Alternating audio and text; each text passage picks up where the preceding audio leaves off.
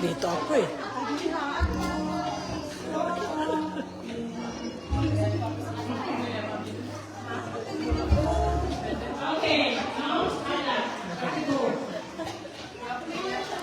Naka-live. Naka-live.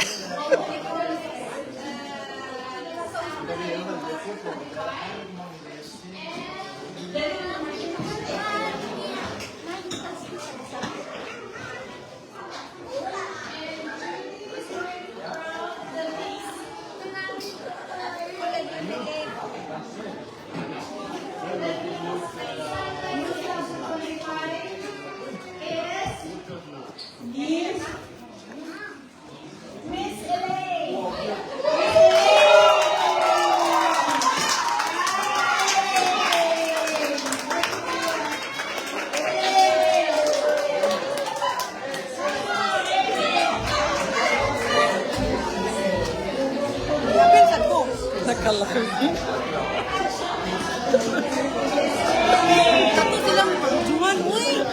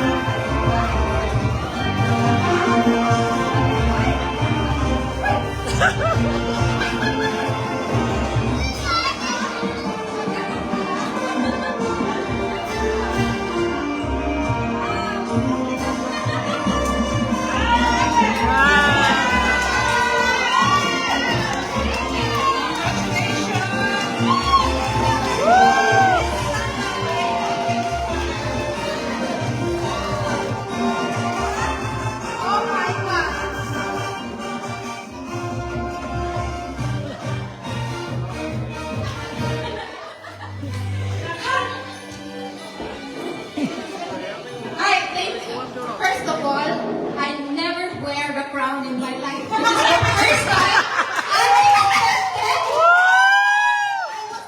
I will tell you, I was given a paper earlier, and Ada told me write your name on it. And then she said, write more. And then it was write more, and then I have written 5 total. I never thought what it was. I thought it would be like picking something and you will receive a gift. I never thought it would be for me, Santa. Maybe what you get is what I have written earlier. It's me. I am so grateful. Thank you for the thought. It's so funny to having a crown and to standing here. I don't have a motto for tonight, but I enjoyed so much.